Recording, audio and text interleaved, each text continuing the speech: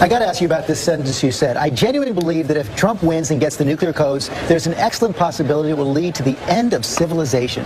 That is an extreme statement. You know, it's a terrifying thing. I haven't slept a night through since Donald Trump announced for president because I believe he is so insecure, so easily provoked, and not particularly nearly as smart as people might imagine he is. I'm a very smart person. You know, I'm like a smart person. I don't have to be told the same thing and the same words every single day. Well, number one, I'm not stupid, okay? I can tell you that right now.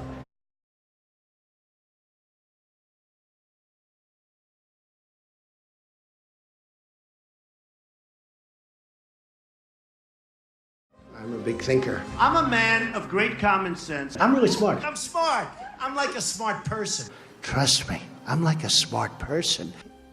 And I was a good student. I understand things. I comprehend very well, okay? Better than, I think, almost anybody. I watch these pundits on television, and you know, they call them the intellectuals. They're not intellectuals. I'm much smarter than all of them, I think. You know? I think I have a much higher IQ. I think I went to a better college and better everything. You know, I went to an Ivy League school.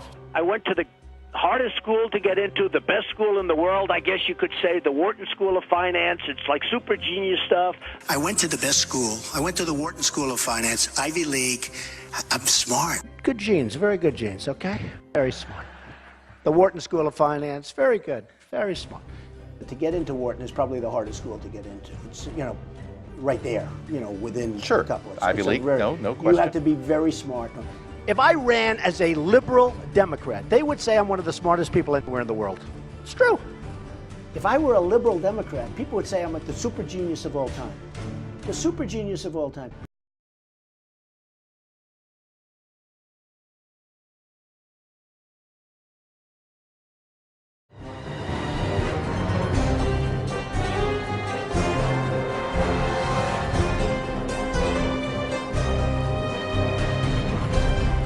Sorry, losers and haters, but my IQ is one of the highest.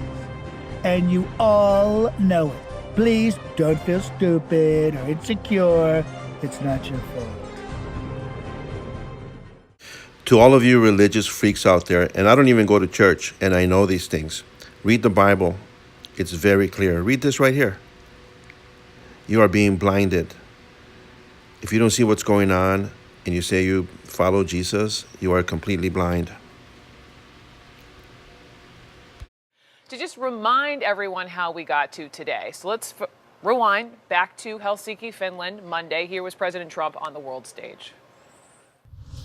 My people came to me, Dan Coates came to me, and some others. They said they think it's Russia.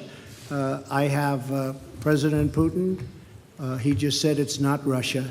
I will say this, I don't see any reason why it would be. I have great confidence in my intelligence people, but I will tell you that President Putin was extremely strong and powerful in his denial today.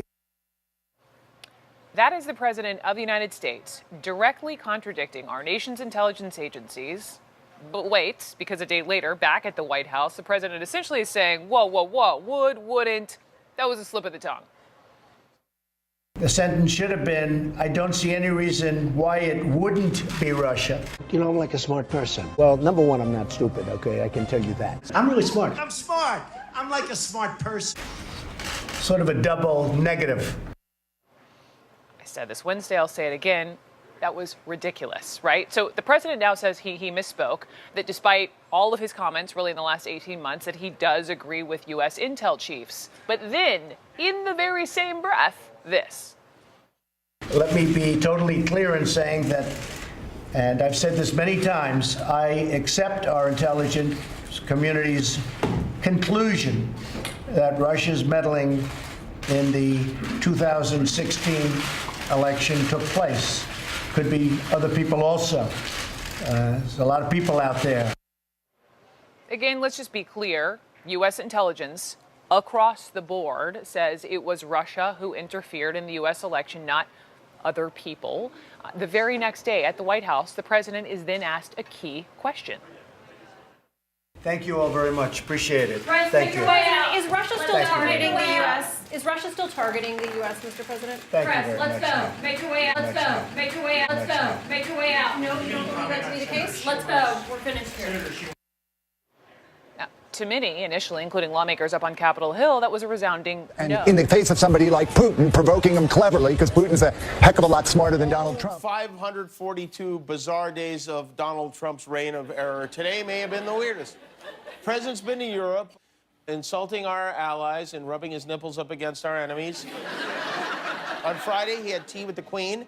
And on Friday, this seemed like a big deal. The president walked in front of the Queen, which is apparently a no-no. It's a royal faux pas. You know, I'm like a smart person. And you're not supposed to turn your back on the Queen or put ketchup in her tea or take the hat off her head and swat a fly with it. You're not supposed to do any of those things. But that turned out to be nothing compared to what happened in Finland this morning. Helsinki has frozen over. The President of the United States today publicly sided with Russia over our own FBI on the subject of cyber attacks on our election campaign. Trump had a meeting today with his KGB BFF, Vladimir Putin, and in an interview with CBS yesterday, he said he was going into this meeting with low expectations. Yeah, we all were. So Trump and Putin met one-on-one with only their interpreters in the room for more than 2 hours. Reportedly, Trump wanted to meet with Putin alone because he didn't want his advisors to see him naked, which is natural. I think I have a much higher IQ. I think I went to a better college. And we probably should have known how this was going to go based on this, because right off the bat, you can see here, Trump gives Putin, he looks over at him as they sit down in front of the media and gives him a little wink. Yeah, there you go. That's the thanks for keeping that tape between us guys wink. And things got odder from there. Trump and Putin gave a joint press conference. But our relationship has never been worse than it is now. However, that changed as of about 4 hours ago. I really believe that. No, I'm sure you do. No one else does, but you definitely do. Is it possible Vladimir Putin brought a hypnotist to that meeting instead of a translator? Because this is what got people really fired up today. After all this tough talk, when Trump was asked to weigh in on Russia's role as hackmaster in the 2016 election, something the FBI, the Justice Department, even Trump's own Secretary of State says happened without question. When Trump finally had the chance to publicly castigate Putin for trying to disrupt our democracy, this is what our commander-in-chief chose to do. Would you now, with the whole world watching, tell President Putin, would you denounce what happened in 2016, and would you warn him to never do it again? All I can do is ask the question. My people came to me, Dan Coates came to me, and some others. They said they think it's Russia. I have President Putin. He just said it's not Russia. I will say this. I don't see any reason why it would be. Well, I guess that settles it.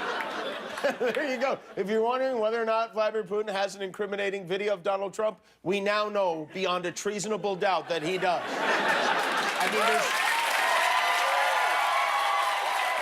hey, he better. This wasn't a good day for Donald Trump.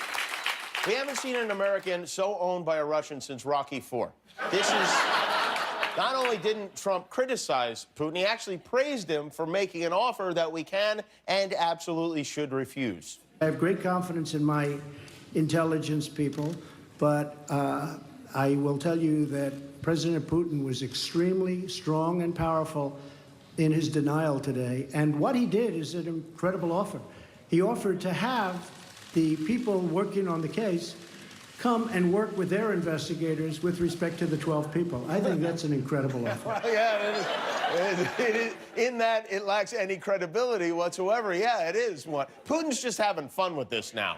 I went to the best school. I went to the Wharton School of Finance, Ivy League. I'm smart. Good genes, very good genes, okay? Very smart. The Wharton School of Finance, very good, very smart. To get into Wharton is probably the hardest school to get into. It's, you know, right there, you know, within a couple of... Ivy League, no question. You have to be very smart.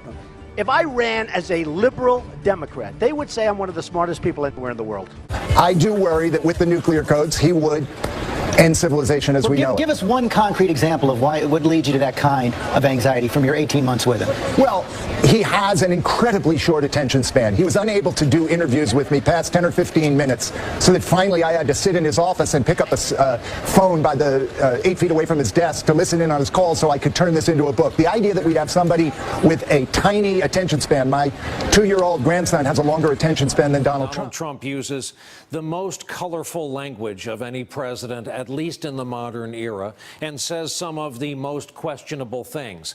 And that is where our next guest comes in. John McWhorter is a linguist. He has a PhD in the field. He teaches at Columbia, and he has written extensively, and he too is colorful when talking about Donald Trump and specifically how this president talks. That's why we talked about it with John McWhorter. Professor, thank you for joining us. Thank you, Brian. I've been wanting to ask you, what is your linguistics definition of this president? Donald Trump linguistically is unadorned. This is the basics. This is what language was undoubtedly like when it first emerged among people who didn't have writing and were first getting their verbal sea legs. This is where it started. And so in that way, as in so many others, Donald Trump is an original. That would mean that education and schooling has had no effect on his use of language. He's quick to remind us that he went to the best schools. And he learned nothing in them. He speaks like someone who paid no attention to one of the goals of education, which is to refine our natural inborn proclivities of speech, which are great for casual circumstances. But he uses those same ways of speaking in what most of us used to consider formal and important circumstances. I think in your line of work they call it a tag, when something is added to the end of the traditional sentence. So often he will tag a sentence with believe me, an enforcer, something he thought was lacking in the original sentence. It's that he's reinforcing, and also he's using oral speech, where what we're always doing is we're checking to see that the other person understands what we're saying, that they're in the same boat that we are. So that's what you know is. That's what things like LOL can be in texting. He does that too, but once again, it's not in texting. He's doing it in formal circumstances, which means that he never leaves the realm of the casual when he speaks, which is unlike even, say, indigenous societies where there's no such thing as reading or writing yet. There's always a high way of talking and a low way of talking. The chief doesn't just get up and run his mouth. Ours does. There's a friend of our broadcast, Eli Stokols, who works for the Wall Street Journal, who has covered him now for some time, and says about Donald Trump there are visual and audio tells that he peppers his speech with, where if you know what's coming, you know what's coming. I want to run a montage of a Trump phrase, people don't know. And in Eli Stokols' reading of it, people don't know for Donald Trump means I just learned. Here's the examples. France is America's first and oldest ally. A lot of people don't know that. Our first Republican president, Abraham Lincoln, ran his first campaign for public office in 1832. Great president. Most people don't even know he was a Republican, right? Does anyone know? A lot of people don't know that. People don't realize we are an unbelievably divided country. Now, I have to tell you, it's an unbelievably complex subject. Nobody knew that health care could be so complicated. So you're laughing. Why? Well, that aspect of him, I can't say anything particularly linguistic about it. It's because he has this need to be the alpha male. That business of most people don't know this is coming from that same well. The idea is that he's always the one who's one step ahead. And in that, frankly, I don't find him linguistically challenged as much as just somebody who's rather oddly adolescent for somebody who's a senior citizen. What about his other favorites? Believe me, and more than ever before, or more than we've ever seen before? Well, some of that is because they're really only, I'm sorry to say it, but there are only so many thoughts. And so often he's speaking, and I think he runs out of new insights, and so he covers it with things like believe me, or it can't ever be that something is bad, it's very bad, or very, very bad. Those are his equivalents of roughly or scratching his head. I think that often the context content of what he's saying is much slimmer than the bulkage of the verbiage that he spews out. He's 71 years old. He is now president in an age of instantaneous real-time fact-checking. He is not used to his kind of ad-lib superlatives being fact-checked in real time. Do you think he's bumped up against that dynamic? Yeah, it's unfortunate because I don't think he's going to change in that way. He simply has no deodorant-wearing Sunday best way of speaking, and that includes that you have to have a more responsible sense of truth than when you're just BSing with your pals. When we speak casually all the time, we say things where maybe if we checked up on it, things might be different. He doesn't understand that if you're president of the United States, you can't just talk. It looks like you're just talking because you're moving your mouth and vibrating your vocal cords, but there's this other art that you're supposed to master. He wasn't interested in that sort of thing, say, in school. This is somebody who is numb to the artful. He has a rather narcotic joy in dismissal and belittlement rather than building and decorating. And so he's going to keep running up against that wall. He doesn't understand that when you're president, you have to think about things such as what we might call truth conditions in linguistics. Is what you're describing the intersection of narcissism and linguistics? That is beautifully put. He is what happens when you get somebody who is extremely artful, and also, I think it's safe to say, I don't think he's insane, but clinically narcissistic and talking all the time to us in our houses about serious things.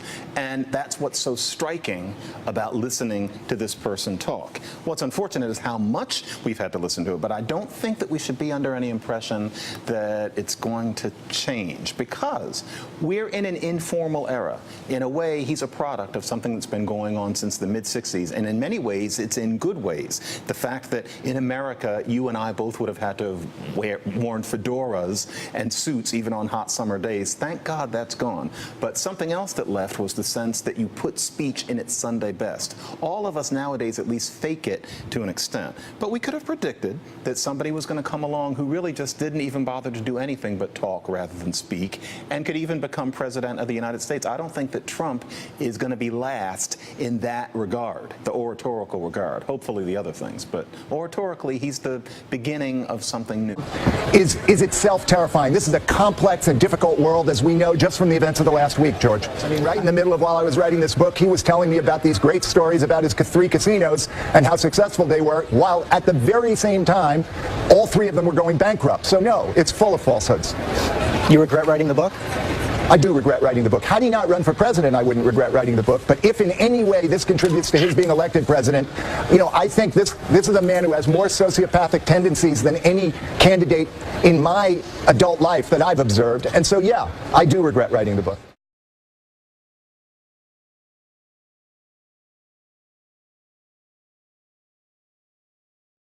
You might be asking yourself where in the world that came from. A lot of us were this morning.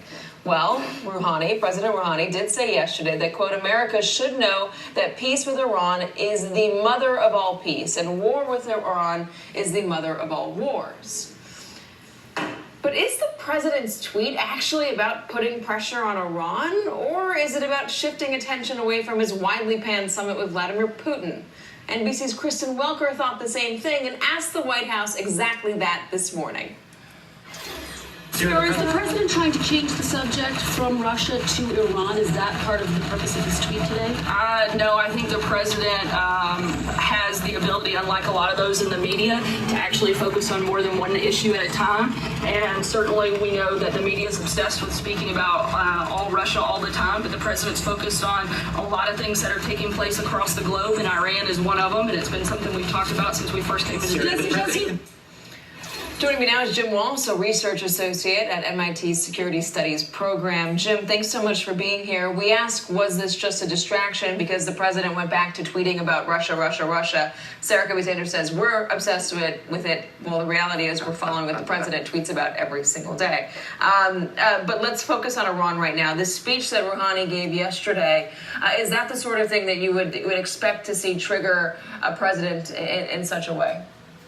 No, I would say no, and I think it's actually, in the long run, it could be dangerous. Why do I say that? Presidents in the post-war period have been very cautious about making threats that sound like they're nuclear threats.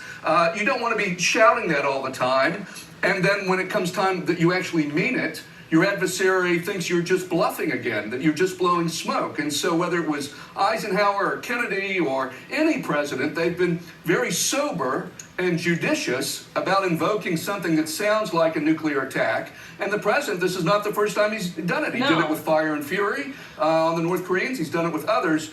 And I think, you know, there's a reason why presidents haven't done it before. And unfortunately, this president does not observe that. Jim, let me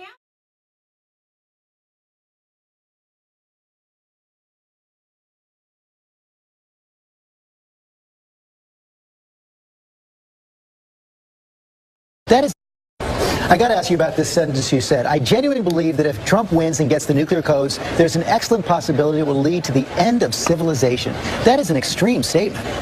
You know, it's a terrifying thing. I haven't slept a night through since Donald Trump announced for president because I believe he is so insecure, so easily provoked, and not particularly nearly as smart as people might imagine he is. I do worry that with the nuclear codes, he would end civilization as we know it. You follow a lazy leader who doesn't even have the time or desire to prepare before meeting with the Russian president. You religious people claim you know the Bible. Look what it says right here. Look what it says right there. That you're going to become delusional and you're going to believe a lie. But you have this Donald Trump as your Lord. What does the Bible say about riches, the love of money, or being a playboy? This guy takes pride in being a playboy and in the love of money, and you still follow him. Like if he's your Lord, he's your Savior, he's going to save this country. So do you stand for the country, or do you stand for what God tells you in the scriptures? Do you even believe in the scriptures anymore? This is for all you religious people. I don't even go to church and I know these things. You should be ashamed of yourselves. You guys are blinded, believing the lie, just how it said in the 15 Bible verses that I had on here a few minutes ago, that you will be delusional believing a lie. Incredible.